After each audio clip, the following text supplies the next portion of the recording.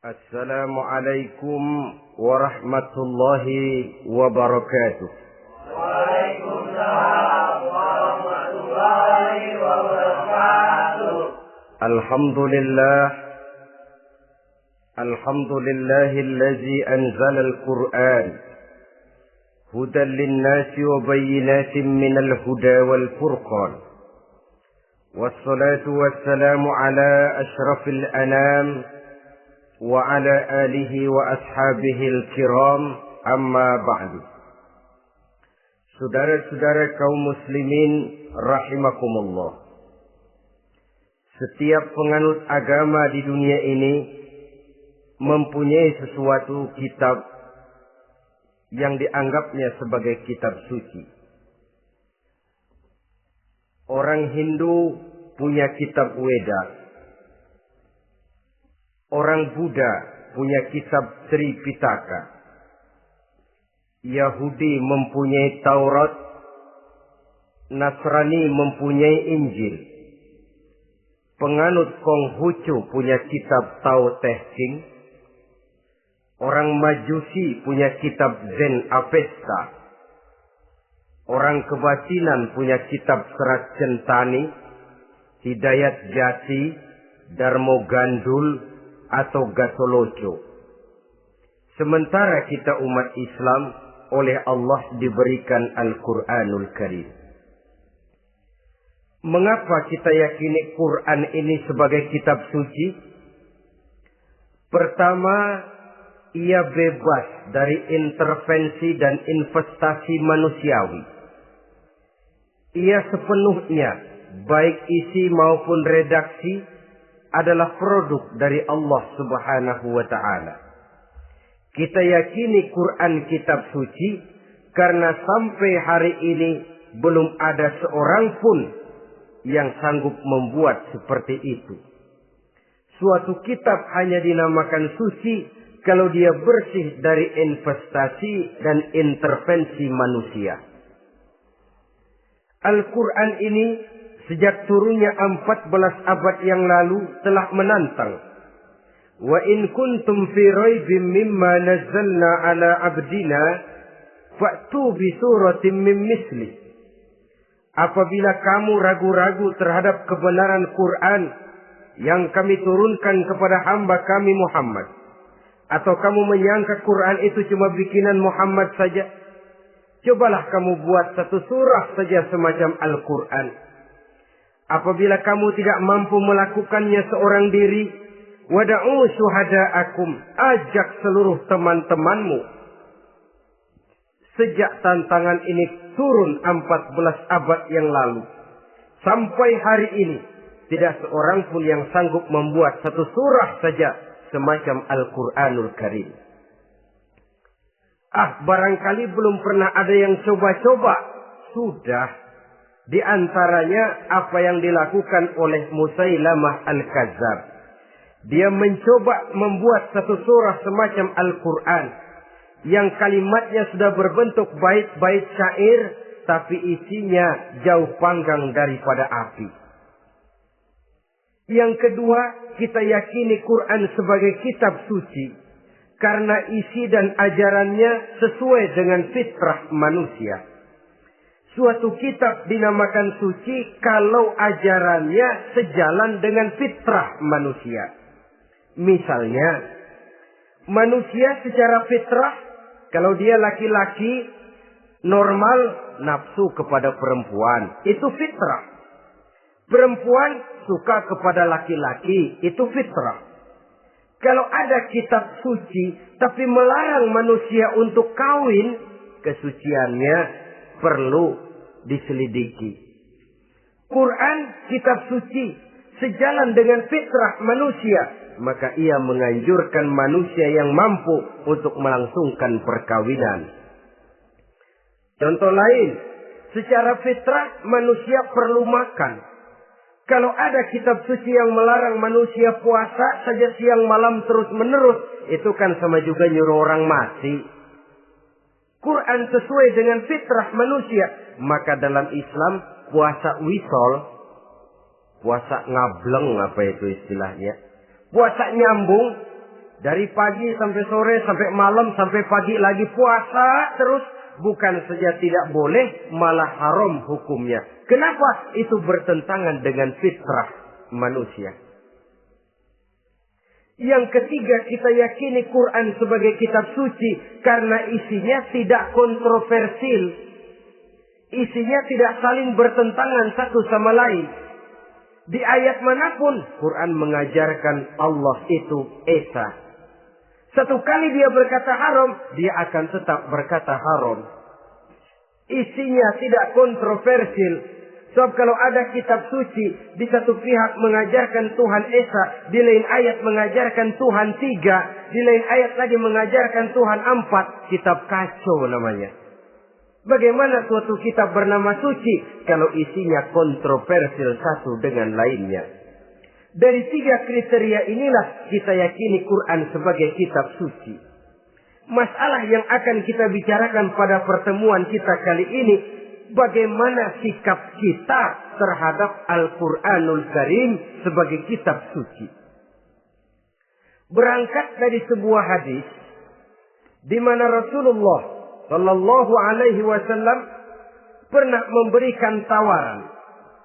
Beliau bersabda, "Man ja'ala al-Qur'ana amamahu qadahu ilal jannah, wa man ja'ala al-Qur'ana khalfahu saqahu ilan nar." Siapa yang menjadikan Quran sebagai imam, maka Quran akan membimbing dia ke dalam surga. Tetapi siapa yang menjadikan Quran sebagai makmum, maka Quran akan mendorong dia ke dalam neraka. Pilihan terserah kita. Siapa yang menjadikan Quran sebagai imam, ditempatkannya Al-Quran di depan, dia ikuti petunjuk dan ajaran Al-Quran, maka Quran akan membimbing dia ke surga. Surga dunia, lebih-lebih lagi surga akhirat. Tetapi sebaliknya, siapa yang menempatkan Quran di belakangnya, dia belakangi Al-Quran, dia belakangi perintah dan ajaran-ajaran Al-Quran, dia perturutkan hawa nafsunya dalam kehidupan ini, maka Quran akan mendorong dia ke dalam neraka. Ya, neraka dunia, lebih-lebih lagi neraka akhirat. Pilihan terserah kita. Saya mau tanya, kira-kira Quran dalam hidup kita jadi imam apa jadi makmum? Imam apa makmum? Kalau Quran jadi imam, artinya kita umat Islam jadi makmum. Resiko dan logika tentu. Makmum harus ngikuti imam. Imam takbir, makmum takbir. Imam ruku, makmum ruku. Imam sujud, makmum sujud. Imam tahiyat, makmum tahiyat. Itu namanya Quran jadi imam, kita jadi makmum. Artinya dalam terjemahannya pada kehidupan, kalau merah kata Quran, merah kita kata. Hijau kata Quran, hijau kita bilang. Ke barat kata Quran, ke barat kita pergi. Ke timur kata Quran, ke timur kita berangkat. Halal kata Quran, halal kata kita. Haram kata Quran, haram kita bilang. Itu Quran imam, kita makmum. Nyatanya kadang-kadang kontras. Nyatanya kadang-kadang paradok. Merah kata Quran, hijau dong kata kita. Halal kata Quran, remeng-remeng kata kita. Ke barat kata Quran, ke timur kita pergi. Dalam praktek kita mau jadi makmum, Quran kita suruh jadi imam. Kita sesuaikan Quran dengan selera kita. Mana-mana ayat yang menguntungkan, mana ayat yang sesuai dengan mau kita, itu yang kita baca kuat-kuat. Itu yang kita canangkan ke tengah masyarakat ramai. Tapi manakala Quran itu bertentangan dengan nafsu kita, bertentangan dengan gaya dan kepribadian kita, kita umpetin itu Quran. Kalau kita cuma umpetin lumayan, kadang-kadang kita tuduh Quran ketinggalan zaman. Kita anggap Quran tidak relevan lagi dengan situasi dan kondisi. Kalau sudah begitu, sudah menyeberang terlalu jauh namanya. Saudara-saudara kaum muslimin rahimakumullah. Inilah makna hadis Nabi yang diriwayatkan dari Imam Ali bin Abi Thalib, bersabda Rasul, "Man qara'al Qur'ana fastazharahu fa ahalla halalahu wa harrama haramahu adkhalahul jannah." Barang siapa yang membaca Al-Quran lalu memperhatikannya, kemudian menghalalkan yang halal dan mengharamkan yang haram, maka Allah akan memasukkan orang itu ke dalam surga. Ya surga dunia, ya surga akhirat. Apabila kita renungi hadis ini, maka untuk berimam kepada Al-Quran ada 3 jalan utama yang harus kita laksanakan. Pertama, dari kalimat man qara'al Qur'an, barang siapa yang membaca Al-Quran. Ini artinya siapa yang ingin menjadikan Quran sebagai imam di dalam kehidupan, jalan pertama yang harus ditempuhnya menanamkan kegemaran membaca Al-Quranul Karim. Al-Quran gharibun fima baina qaumin la yaqra'una. Quran akan jadi asing, Quran akan jadi aneh kalau terletak di tengah rumah orang Islam yang tidak suka membaca Al-Quranul Karim. Jadi langkah pertama, tanamkan kegemaran membaca Al-Quran. Saya tidak menyalahkan kalau remaja kita gandrung kepada Stevie Wonder. Baik kalau mereka senang kepada suara emasnya Michael Jackson atau suaranya Madonna. Tapi kalau sampai harus mengalahkan kecintaan mereka kepada membaca Al-Quran, ini ironi. Sebagai orang tua, kalau anak-anak kita buta huruf Latin, katanya menghambat pembangunan. Bahkan pemerintah saja menggalakkan bebas 3B itu. Buta aksara diantaranya, supaya rakyat bisa membaca huruf Latin. Kalau anak-anak kita buta huruf Latin, katanya menghambat pembangunan. Bagaimana kalau anak-anak kita buta huruf Quran? Jelas saja menghambat proses kesadaran dan kebangkitan dari dunia Islam itu sendiri. Satu contoh ringan. Dulu sebelum pembangunan merata, listrik belum lagi masuk desa, kampung gelap, rumah pakai lampu minyak. Kalau kita masuk kampung, terasa banyak orang Islam. Kenapa? Di rumah sebelah sana kita dengar anak muda sedang latihan baca rawi. Sebelah sini ibu-ibu sedang selawatan. Di rumah sana remaja sedang baca Quran. Pembangunan maju, listrik masuk desa. Alhamdulillah. Tapi apa yang kemudian terjadi? Proses pergeseran nilai. Setelah listrik masuk desa, radio main kenceng-kencengan. Televisi main gede-gedean. Baca Quran sudah barang aneh, langka. Tengoklah sekarang kalau kita masuk kampung, ada yang remaja sedang baca Quran. Rasanya kok aneh, nggak umum. Sesuatu yang baik malah menjadi nilai-nilai keanehan. Saudara-saudara kaum muslimin rahimakumullah, tanamkan kegemaran membaca. Dalam satu hadis Nabi pesan, nawiru buyutakum bitilawatil Quran. Sinari rumah tanggamu dengan bacaan Quran. Sebab listrik ini cuma bisa menerangi gelap, tapi tidak akan sanggup menerangi hati manusia. Quran produk Allah dibaca dalam segala keadaan, tepat dan pantas. Lihat saja, orang sedih baca Quran, terhibur. Orang gembira baca Quran, tidak lupa diri. Di rumah mewah ada yang baca Quran, bagus. Di gubuk reot di pinggir kali ada yang baca Quran, cocok. Orang kawin dibacakan Quran, bagus. Orang mati dibacakan Quran, tidak jelek.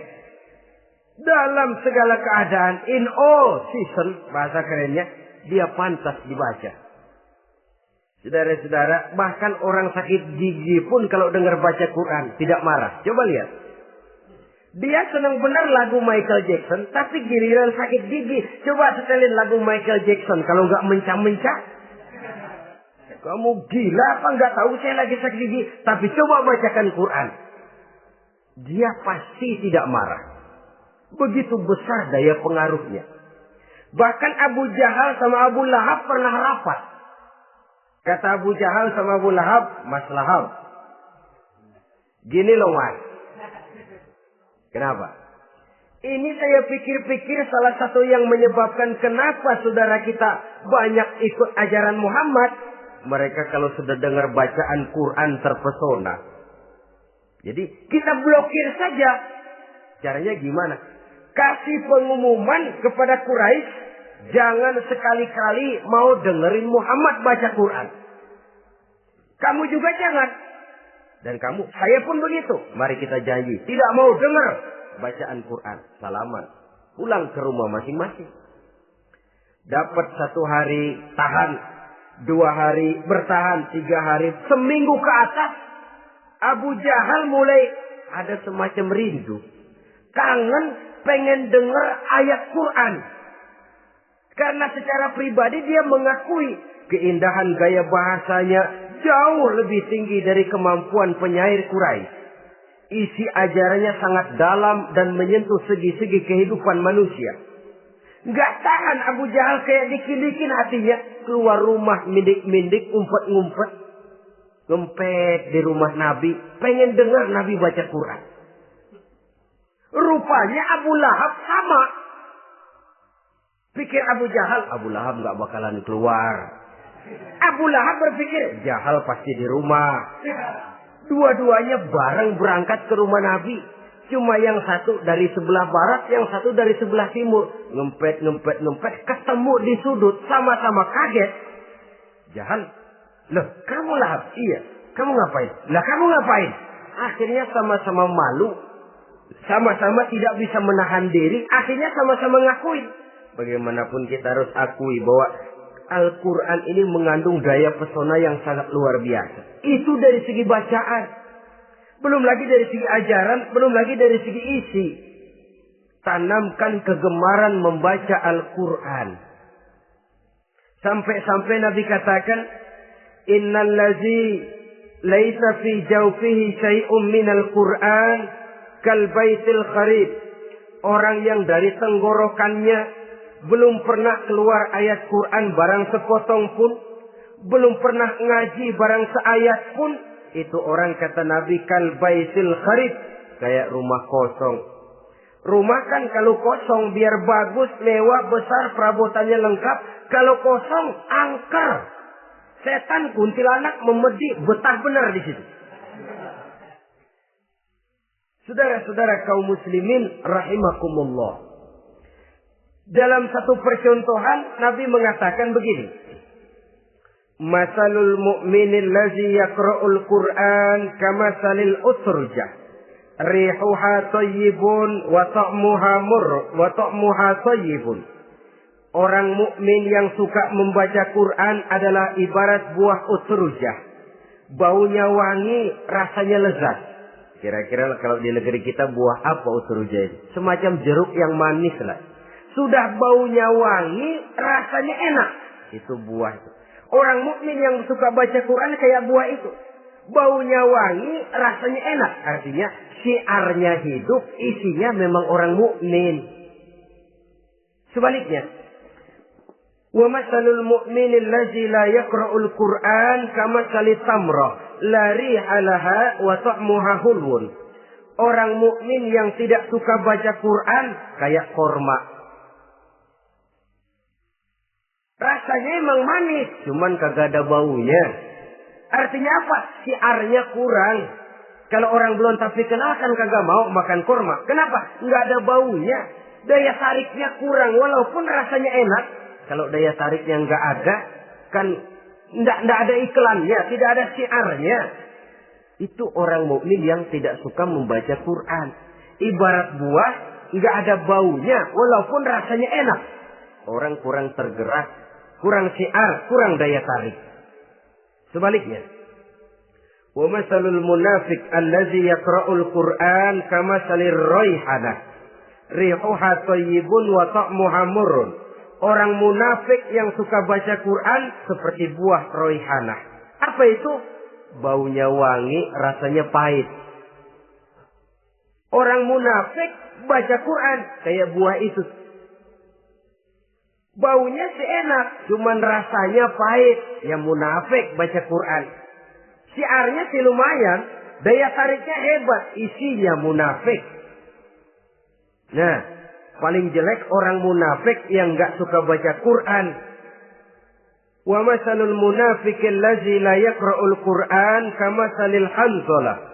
Laisa laha rihun wa ta'muha murrun. Orang munafik yang tidak suka baca Quran seperti buah hanzalah. Sudah enggak ada baunya, rasanya pahit lagi. Kalau buah pacek kali. Udah baunya kagak ada, kalau dimakan bikin orang celeng. Saudara-saudara kaum muslimin rahimakumullah. Tanamkan kegemaran membaca Al-Quran. Karena membaca Al-Quran merupakan ibadah yang besar. Bahkan kata Nabi, afdalu ibadati abdi qiraatul Quran. Nilai ibadah yang paling baik dari hambaku adalah ibadah membaca Al-Quran. Dalam sholat pahalanya lebih besar di luar sholat daripada di luar sholat. Dengan wudu pahalanya lebih besar daripada tanpa wudu. Mengerti pahalanya lebih besar daripada tidak mengerti. Tapi tidak mengerti pun jangankan membaca, mendengar saja orang baca Quran dengan baik sudah didoakan untuk mendapat rahmat. Berpahala mendengar bacaan Al-Quran walaupun tidak mengerti. Apalagi membaca sendiri, apalagi mengerti apa yang kita baca. Tentu pahala itu akan jauh lebih besar. Ini yang pertama. Tanamkan kegemaran membaca Al-Quranul Karim. Yang kedua, dalam hadis tadi, fastazharuhu. Man qara'al Qur'ana fastazharuhu. Siapa yang membaca Al-Quran kemudian memperhatikannya. Jadi kalau kita mau berimam kepada Al-Quran, setelah menanamkan kegemaran membaca, yang kedua, perhatikan. Pahami isinya. Jangan seperti monyet pakai mahkota, ketawa girang, cengengesan, tapi dia tidak tahu arti kebesaran mahkota yang disandangnya.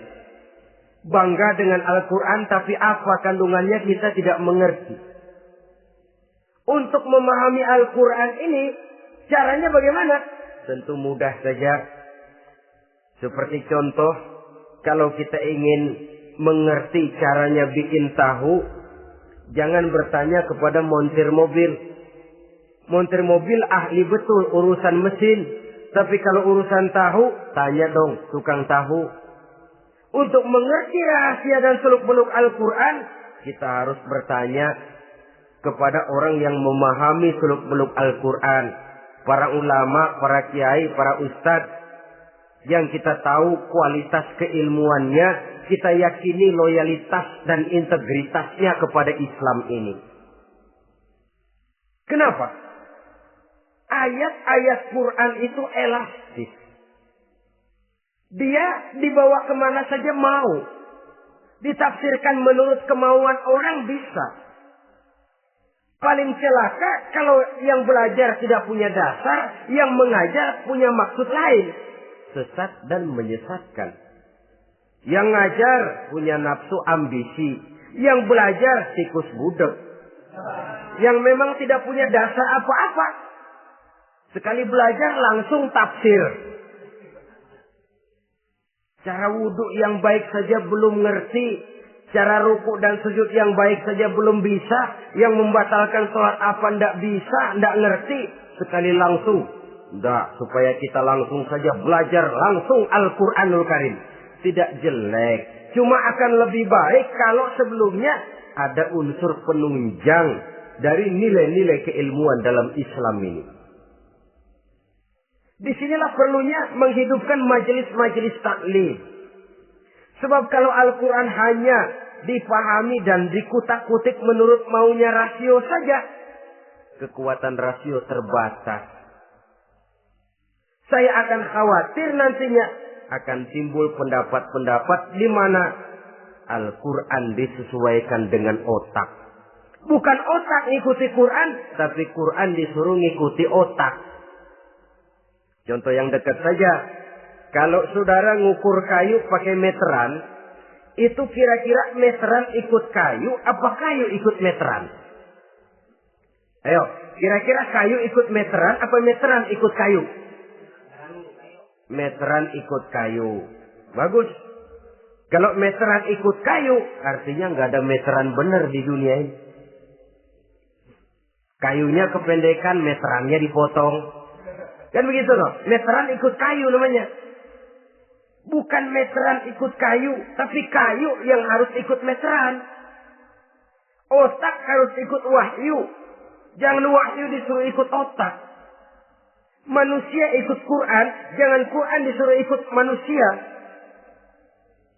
Dan kaum orientalis, ya, orang barat di luar Islam yang mendalami, mempelajari Islam dengan tujuan mencari kelemahan Islam untuk menghantam umat Islam. Itu sengaja mencari ayat-ayat yang mereka kumpulkan untuk menghantam umat Islam. Supaya mereka meragukan Qur'annya untuk kemudian pada suatu saat meninggalkan Qur'an sama sekali. Timbullah pendapat ada ayat Quran yang sudah tidak sesuai lagi katanya dengan situasi dan kondisi. Seolah-olah otak manusia sudah jauh lebih pintar daripada Al-Quranul Karim. Saudara-saudara kaum muslimin rahimakumullah. Inilah yang kita berlindung dari Allah. Sebab secara demikian dengan kata lain kita secara tidak sadar sudah mengurangi kemahamutlakan dan kesempurnaan dari Allah Subhanahu wa ta'ala. Untuk memahami Al-Quran, maka kita harus bertanya kepada ahlinya. Mengaji, menghidupkan majelis-majelis taklim. Jangan sampai Al-Quran menjadi awam di tengah masyarakat Islam sendiri. Ini jalan yang kedua, memahami isinya. Sehingga dengan demikian, manakala Al-Quran dibacakan orang, pemikiran kita tidak lagi terpusat kepada kemerduan suara orang yang membaca, tapi tertuju kepada isi yang dikandungnya. Sehingga dalam kondisi semacam itu, boleh jadi tiap kali dibacakan Al-Quran, nilai iman makin tambah. Kita dengar orang baca, Alam taro kaifa fa'ala rabbuka bi ashabil fil. Terbayang oleh kita bagaimana Raja Abrahat dengan pasukannya mau menghancurkan Ka'bah. Bagi Allah cukup menurunkan burung ababil. Hancur lebur Abrahat, raja besar dengan seluruh pasukan gajahnya. Berantakan dibuatnya cuma dengan burung ababil. Allah maha besar, Allah maha kuasa. Tambah iman. Kalau tidak, ya seperti yang banyak terjadi. Quran menceritakan azab, kita malah kesenangan. Walakum azabun alim. Kamu akan mendapat azab yang pedih. Kita teriak di pojokan, toyib, toyib. Allah, alhamdulillah. Digambarkan azab malah baik-baik. Bahwa kita suka, kita gemar kepada bacaan Quran dengan suara yang merdu, alhamdulillah. Akan lebih baik lagi kalau kita mengerti apa yang dibacanya. Sebab perintah membaca tersirat makna perintah untuk memahami. Perintah memahami tersirat makna untuk mengamalkan. Dengan kata lain, kita hanya bisa mengamalkan Quran dengan baik kalau kita mengerti isinya. Kita hanya bisa mengerti isinya kalau kita rajin membacanya. Baik membaca yang tersirat, baik membaca yang tersurat dengan petunjuk para alim ulama, para kiai, dan orang-orang yang ahli di bidang itu. Saudara-saudara kaum muslimin rahimakumullah. Inilah jalan kedua. Upayakan memahami isinya. Hidupkan kajian-kajian agama. Hidupkan majelis-majelis taklim. Jangan sampai Al-Quran asing di hati kita sendiri. Jangan sampai kita awam terhadap makna kandungan dan ajaran Al-Quran. Sementara kita yakini bahwa dialah yang akan bisa membimbing kita menuju kebahagiaan sejak dari dunia sampai ke akhirat nanti. Jalan ketiga untuk berimam kepada Al-Quran. Setelah menanamkan kegemaran membaca, lalu berupaya memahami isinya. Yang ketiga adalah mengamalkannya dalam kehidupan sesuai dengan kemampuan yang kita miliki. Quran tidak akan membawa berkah Kalau ajaran yang terkandung di dalamnya kita baca, tapi kemudian kita injak-injak dalam praktek kehidupan. Quran mengatakan riba haram, tapi praktek kita dalam hidup malah senang betul kepada riba. Quran mengajarkan jagalah kesatuan persatuan dan ukhuwah Islamiyah. Praktek yang kita lakukan malah centang perenang, malah saling bertolak belakang, malah kadang menjegal kawan seiring, menggunting dalam lipatan, ramai kita dengan kita. Lalu kelemahan pun menjadi kenyataan di mana-mana. Quran sekali lagi tidak akan membawa berkah kalau yang kita baca kita injak-injak. Tentang pengamalan Al-Quran ini, Allah Subhanahu wa ta'ala mengklasifikasi manusia dalam firman-Nya. Tsumma awrasna al-kitaba allazina istafaina min ibadina. Kemudian kami wariskan Al-Quran ini kepada hamba-hamba kami yang kami pilih. Ya Allah, coba saja kita lihat ayat ini. Quran kitab pilihan, diberikan kepada umat pilihan, yaitu kita-kita ini. Lalu bagaimana umat pilihan ini setelah menerima Al-Quran?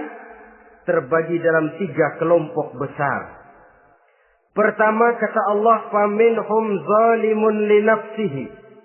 Di antara mereka ada yang setelah menerima Al-Quran kemudian zalim kepada dirinya sendiri.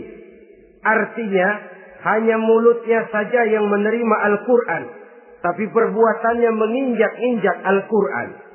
Orang semacam ini tidak zalim kepada Allah, tidak zalim kepada Rasulullah, tetapi orang semacam ini zalim kepada dirinya sendiri.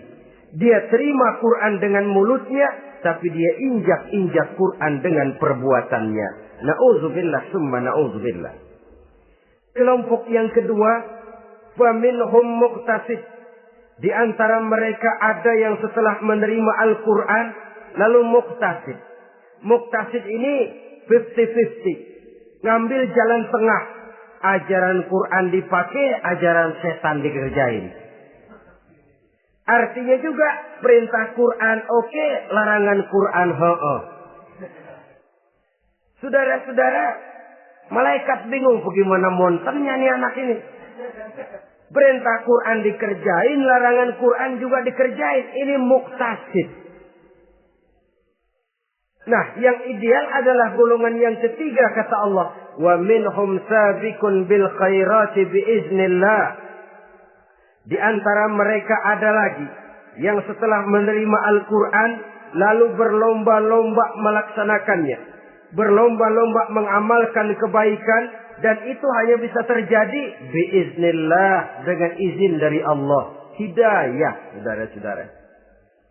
Berapa banyak orang yang mengerti Quran tapi hidupnya jauh dari cahaya Quran. Berapa banyak orang yang ahli Quran tapi cahaya Quran tidak menerangi kehidupannya. Berapa banyak orang yang ahli hukum tapi bikin bingung masyarakat dengan fatwanya. Saudara-saudara kaum muslimin, kenapa bisa terjadi? Itu tidak ada hidayah, tidak biiznillah, tidak ada izin dari Allah. Maka bisa membaca Quran, alhamdulillah.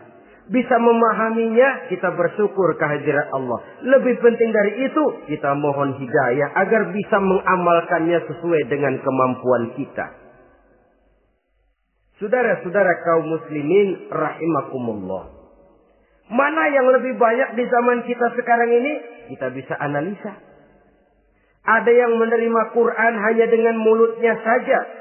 Kalau ditanya, Tuhanmu siapa? Allah. Kiblatmu mana? Ka'bah. Saudaramu siapa? Umat Islam. Kitab sucimu apa? Quran. Kamu bisa baca? Enggak.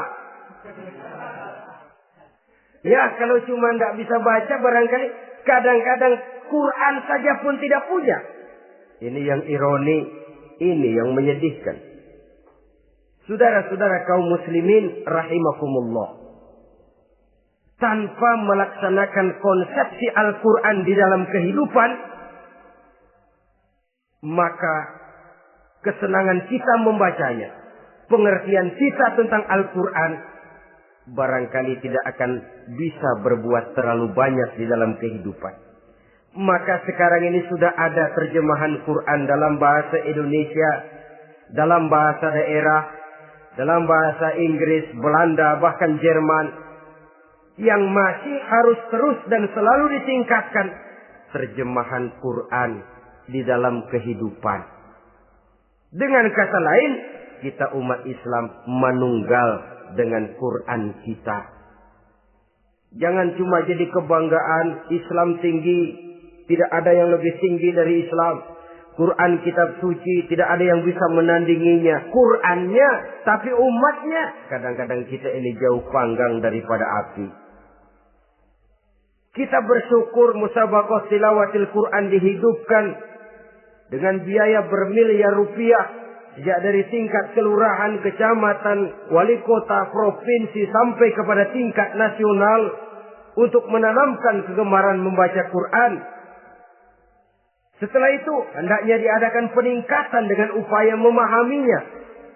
Sehingga pada suatu saat, boleh kita adakan musabaqah pengamalan Quran. Hadiahnya sudah langsung dari Allah sendiri. Ini yang kita perlu berlomba. Berlomba mengamalkan ajaran Quran. Sabiqun bil khairat. Berlomba mengamalkan ajaran-ajaran Al-Quranul Karim. Nah, oleh karena Al-Quran ini dalam bentuknya yang umum kadang-kadang hanya menjelaskan satu persoalan secara global, kita memerlukan tuntunan sunnah dari Rasulullah Sallallahu Alaihi Wasallam. Umpamanya, Quran hanya mengajarkan aqimis sholat, dirikan sholat. Caranya bagaimana? Tidak ada cara sholat dalam Quran. Dari mana kita tahu cara sholat? Dari sunnah. Itu sebabnya selain Al-Quran sebagai sumber utama, kita memerlukan sunnah. Bahwa sholat pakai takbiratul ihram di Quran tidak ada. Bahwa sholat pakai tahiyat dalam Quran tidak ada. Jadi kalau orang cuma Quran saja, tidak ada sunnah itu. Ya bagaimana kita bisa sholat? Quran cuma mengatakan wa atimul hajja wal umrata lillah, laksanakan haji dan umrah karena Allah. Bagaimana manasik haji? Bagaimana cara sa'i? Bagaimana cara wukuf? Bagaimana cara melontar? Tidak ada dalam Quran. Yang memuat itu tidak lain sunnah. Untuk memahami Quran dan sunnah ini, kita memerlukan orang yang menguasai Quran dan sunnah. Oleh karena itu, kita perlu petunjuk kepada para ulama. Itu sebabnya Quran sendiri mengatakan, wa in tanaza'tum fi syai'in farudduhu ila Allahi wa rasulih. Apabila kamu berbeda pendapat tentang suatu persoalan, kembalikan kepada Allah dan Rasulnya. Kembalikan kepada Allah, artinya kembalikan kepada Quran. Kembalikan kepada Rasul, maksudnya kembalikan kepada sunnah. Siapa yang mengerti Quran dan sunnah? Para ulama yang kualitas ilmunya kita yakini, loyalitas dan kredibilitas serta integritas keislamannya bisa menjadi panutan. Saudara-saudara kaum muslimin rahimakumullah. Dengan demikian, kalau orang berkata langsung saja memahami Quran, sekarang kan sudah banyak terjemahannya, tidak usah lewat ulama-ulamaan. Saya tidak mencela, cuma agak mengkhawatirkan.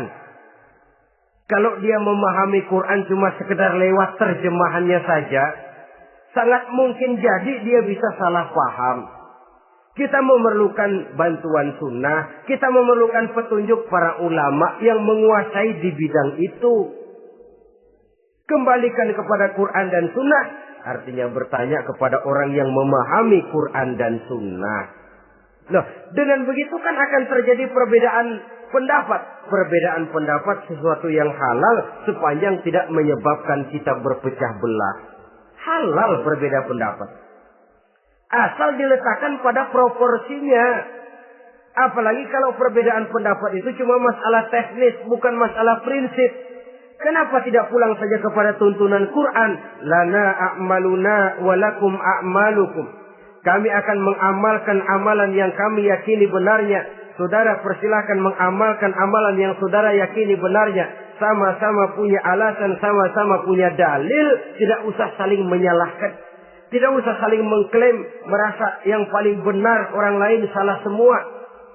Kemukakan argumen, jangan sentimen. Harus dengan semangat mencari kebenaran, bukan untuk mencapai kemenangan. Kalau sentimen lebih penting dari argumen. Kalau kemenangan lebih diutamakan dari mencari kebenaran. Yang berlaku kadang-kadang gengsi. Kalau sudah gengsi, yang bicara emosi. Kalau sudah emosi, istilah kita di kampung, ngambek. Gedean ilmunya sama ambeknya. Kadang-kadang, saya kalau nggak jadi imam, nggak mau sembahyang di situ. Kalau nggak jadi imam, orang lain dianggapnya kagak sah sembahyangnya. Pokoknya kalau nggak ngaji sama saya, Islamnya kurang benar. Mengklaim. Perbedaan pendapat wajar, halal, asal tidak menyebabkan kita berpecah belah. Dan sewajarnya kita lebih berusaha mencari titik pertemuan, memperbesar persamaan, dan bukan mengutak-utik perbedaan. Kadang-kadang inilah penyakit kita nih. Satu kunut, satu tidak sembahyang subuhnya. Bisa RT. Satu usoli, satu tidak. Bisa RW. Satu azan sekali Jumatan, satu dua kali. Bikin masjid lagi. Kenapa bukan persamaannya yang dicari? Kenapa justru perbedaannya yang diperbesar? Yang masalah macam ini sampai kiamat tidak pernah selesai. Kan lebih baik kalau kita ditanya orang, Pak, sholat subuh itu pakai kunut apa tidak sih? Kalau saya pakai. Kalau yang tidak pakai kunut bagaimana Pak? Betul, kata yang tidak pakai. Jadi yang pakai kunut betul. Betul, karena saya pakai kunut. Yang tidak juga betul. Betul, kata yang tidak pakai. Kalau yang kunut betul, yang tidak kunut betul. Lalu yang salah yang mana Pak? Yang salah yang subuh nggak sembahyang. Lebih objektif, proyek garapannya ada, umat tidak berpecah belah. Ini yang konyol, kadang-kadang khutbah Jumat pakai membongkar khilafiyah, menghantam tahlil, menghantam kunut. Selesai sembahyang Jumat, apa yang terjadi? Umat resah, masyarakat gelisah, polemik timbul, masalah tidak terselesaikan. Orang jadi khotib itu raja dalam mimbar Jumat, siapa yang mau bantah dia? Kalau memang mau buka itu persoalan khilafiyah, buka dalam forum khusus. Adakan pengajian, jelaskan masalahnya secara luas, mendasar. Jangan mengklaim dan memponis. Berikan kebebasan kepada umat untuk menilai masalahnya selesai. Yang tidak puas bisa bertanya. Saudara-saudara, sudah lewat masanya kita meributkan soal itu. Sudah datang waktunya di mana kita lebih mementingkan dan membicarakan masalah-masalah yang lebih mendesak dihadapi oleh umat. Kemiskinan misalnya, kebodohan misalnya, keterbelakangan umpamanya, peluang untuk mendapatkan pendidikan yang layak bagi anak-anak kita yang berotak cerdas tapi tidak punya kemampuan ekonomi umpamanya. Itu akan lebih objektif ketimbang kita membicarakan masalah-masalah yang sampai kiamat tidak akan pernah selesai. Yang hanya akan menyebabkan kita menjadi lemah, persatuan koyak, solidaritas sosial lalu menurun, saling curiga menjadi tumbuh karenanya, dan pada akhirnya kita tidak akan pernah bisa berbuat banyak. Untung kalau tidak menjadi tertawaan bagi orang yang berdiri di luar pagar. Saudara-saudara kaum muslimin rahimakumullah. Sekali lagi, Al-Quran tidak akan membawa berkah kalau yang kita baca, kita injak-injak. Oleh karenanya, untuk berimam kepada Quran ini, sekali lagi pertama, tanamkan kegemaran membaca. Yang kedua, upayakan memahami isinya melalui bimbingan orang yang ahli bidang itu. Yang ketiga, amalkan sesuai dengan kemampuan. Sebab itu ada prinsip, kalau isi suatu hadis nampaknya bertentangan dengan otak, kesohihan hadis itu boleh diperiksa.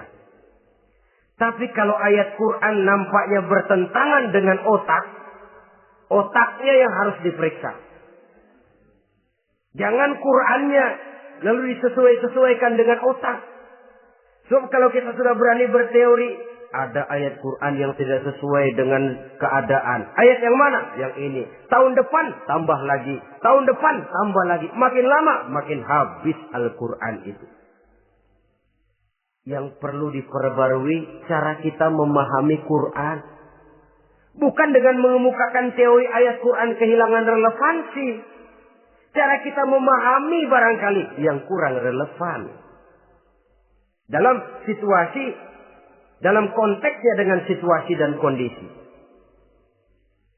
Jangan lupa, Al-Quran ini kan untuk semua umur.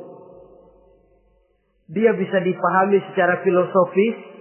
Dia bisa dipahami dengan kacamata orang awam. Tingkat kemampuan berpikir orang tidak semuanya sama.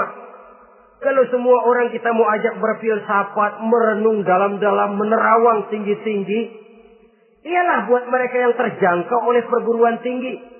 Tapi buat saudara-saudara kita, pedagang-pedagang kecil, petani di desa-desa terpencil, remaja-remaja yang jauh dari sentuhan teknologi canggih, sanggupkah mereka berpikir filosofis? Sementara mereka merupakan bagian terbesar dari kondisi umat ini.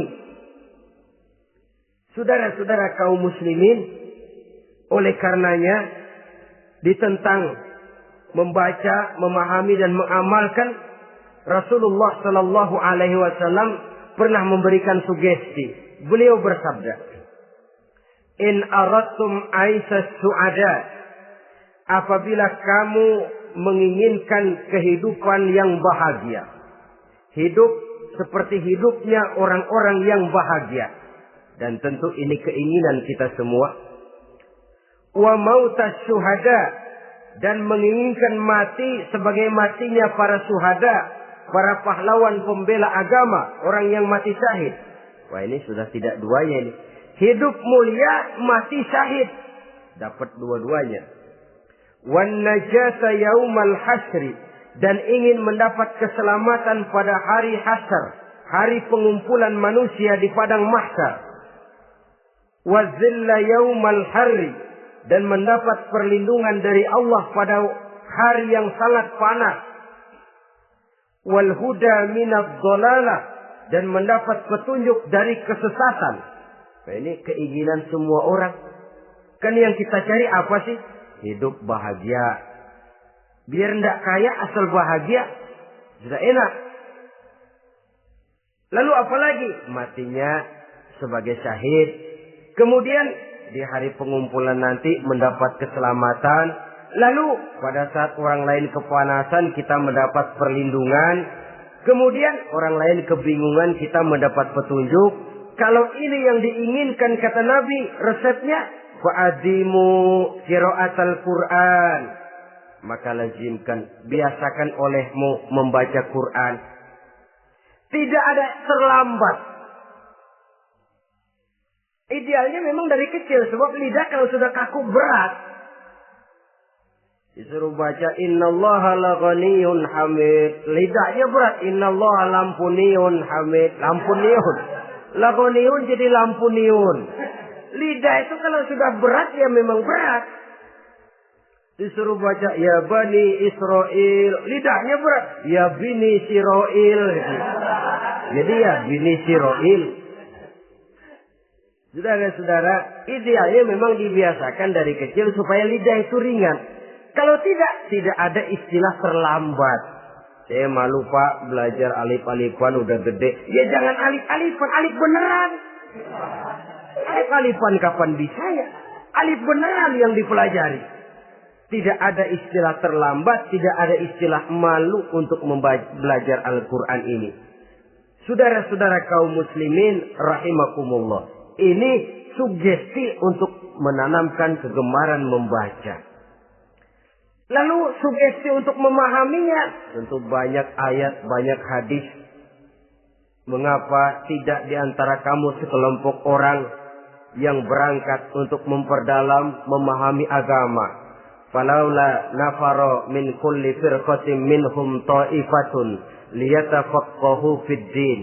Di tengah kelompok orang yang berangkat belajar teknologi canggih, di tengah grup orang yang mendalami ekonomi, di tengah kelompok orang yang membidangi hukum, di tengah kelompok orang yang sibuk meneliti ilmu-ilmu kedokteran, mengapa tidak ada kelompok orang yang secara takhasus liyatafaqahu fid din, mendalami agama, mendalami Quran ini harus ada.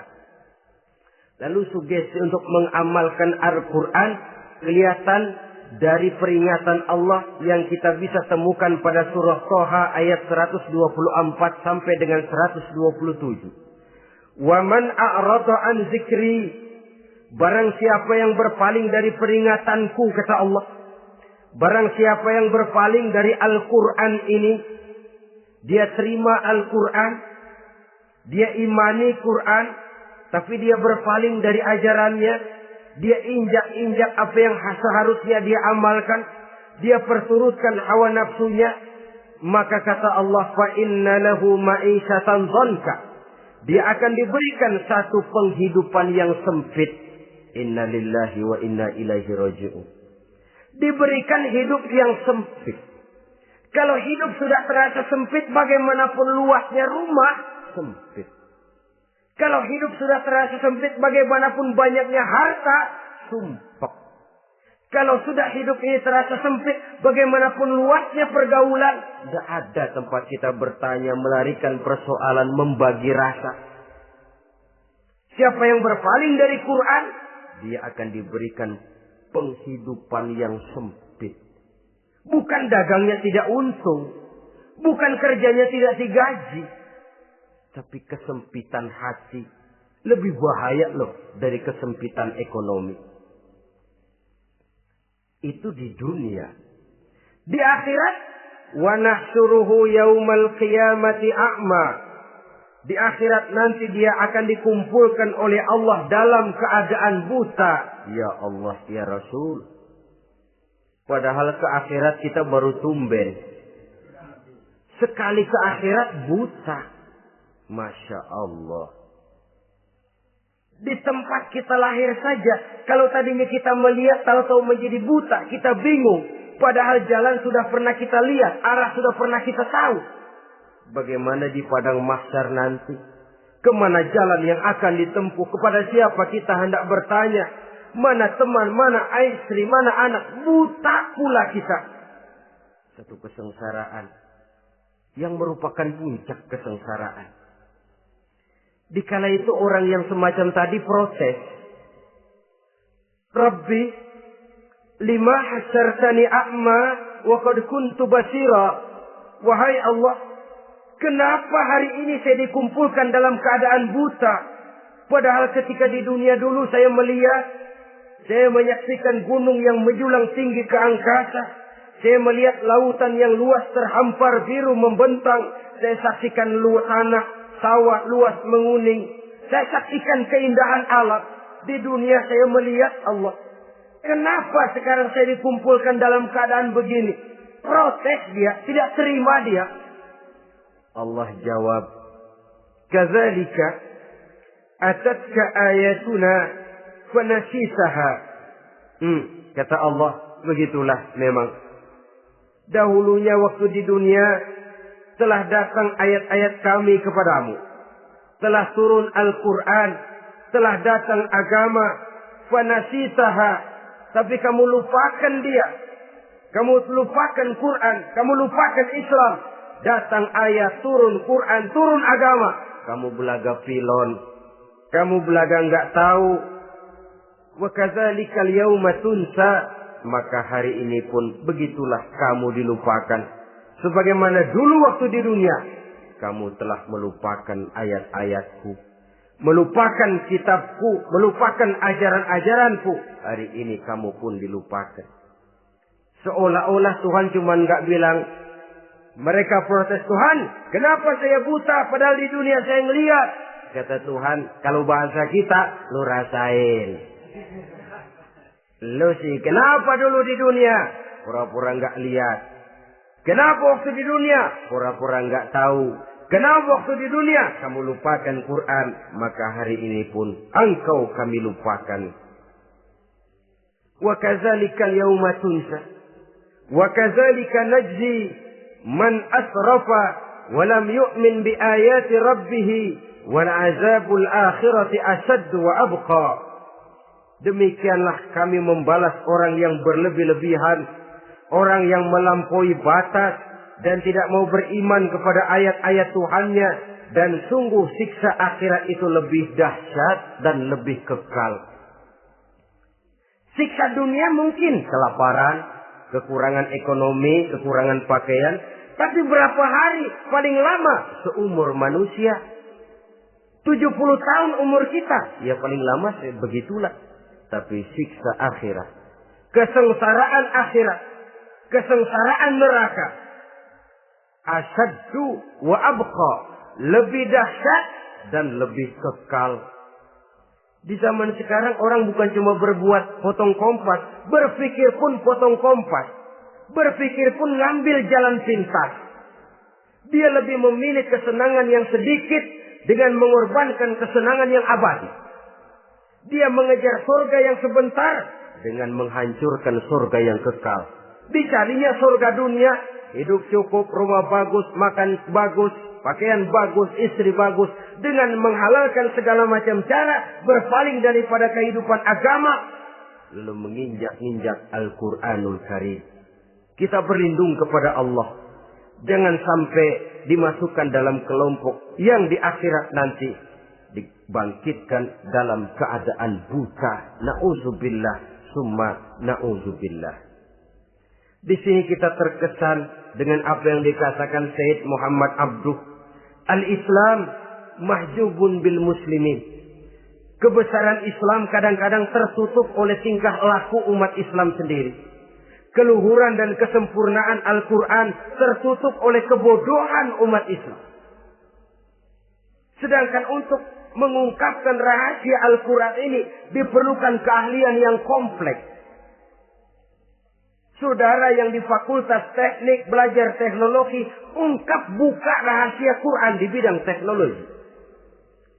Saudara yang di bidang kedokteran, ungkap buka rahasia Al-Quran di bidang kedokteran. Saudara yang ahli geologi, pelajari struktur kulit bumi dengan mengungkap rahasia Al-Quran. Sehingga pengkajian kita tentang teknologi, pengkajian kita tentang angkasa luar, pengkajian kita tentang anatomi manusia akan berakhir kepada subhanaka ma khalaqta hadza batila. Ya Allah, tidak satu pun yang Engkau ciptakan ini sia-sia. Perut bumi mengandung minyak, timah, kekayaan yang berharga untuk manusia. Mempelajari angkasa luar bisa memahami musim dan menyelamatkan manusia. Mempelajari rimba belantara, teknologi canggih, akhirnya akan memperkuat nilai-nilai iman. Menterjemahkan ajaran Quran lewat disiplin ilmu yang kita kuasai masing-masing, untuk kemudian bekerja sama bahu-membahu dalam rangka mengimani Al-Quran, mengamalkan Al-Quran, dan mengawal keluhuran Al-Quranul Karim yang atas dasar tuntunannya kita hidup, untuknya kita berjuang, dan dalam bimbingannya kita ingin kembali menghadap Allah Subhanahu wa Ta'ala. Inilah pertemuan yang singkat ini. Mudah-mudahan kita diberikan kekuatan oleh Allah untuk berimam kepada Al-Quran, menjadikannya sebagai pedoman utama di dalam kehidupan kita. Terima kasih atas segala perhatian. Mohon maaf atas segala kekurangan. Usikum wa nafsi bitaqwallah. Wassalamualaikum warahmatullahi wabarakatuh.